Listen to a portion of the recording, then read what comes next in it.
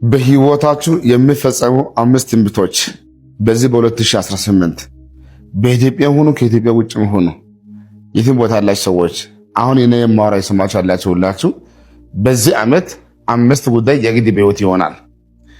የመጀመሪያው እንዲህ ነው የሚሆነው። እግዚአብሔር ካንተ ቀድሞ ስለሚወጣ ከዛሬ ጀምሮ ለብዙዎቻችሁ ለመጀመሪያ ጊዜ መንግስት በዚህ ዓመት ይተባበራል። አህዛቦች ይገዙልሃል። በሮች ይከፈታሉ። የስራ በር፣ የውጭ በር፣ የትዳር በር ይከፈታል።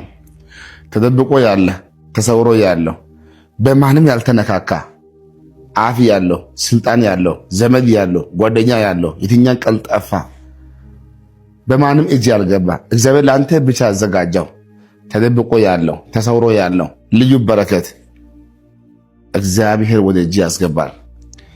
ያን ብቻ አይደለም፣ የተሰወረ መዝገብ ሁሉ ይገለበጣል። መዝገብ ሁሉ ይገለበጣል። በአጭሩ እንዲህ ይሆናል። እግዚአብሔር ቀድሟችሁ ይወጣል። የትኛው መርገም ይሰበራል። እኔ በፊት ይሄዳለሁ፣ ተራራዎችን ትክክል አደርጋለሁ፣ የናስ ደጆችን እሰብራለሁ። ታያላችሁ። እስከ ዛሬ ያልተሞከረ አሁን ይደፈራል። ኢያሪኮ ይደፈራል፣ ከተማው ይደፈራል፣ ሀገር ይደፈራል። አልፈ ትሄዳለህ። ከዚህ በኋላም አይዘጋብን፣ ወጥቴ አይበላሽም፣ ጀምሬ አይበላሽም።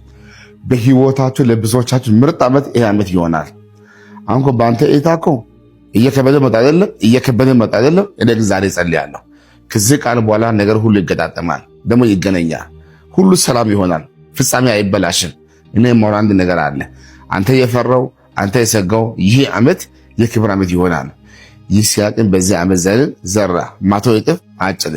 በይስሐቅ ዘመን ይስሐቅ ሲቀመጥ ሰምቶ ነው፣ ሲንቀሳቀስ ሰምቶ ነው፣ ሲቆፍርም ሰምቶ ነው።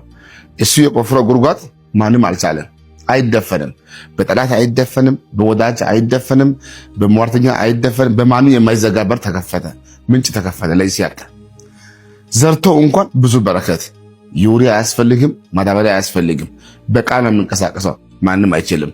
እኔ ዛሬ ጸልያለሁ። ከዚህ በኋላ ሰምተህ ትወጣለህ፣ ጀምረህ ይሳካል፣ መንገድ ያማረ ይሆናል፣ ነገር አይበላሽም። ይወዳችኋለሁ። ሻሎም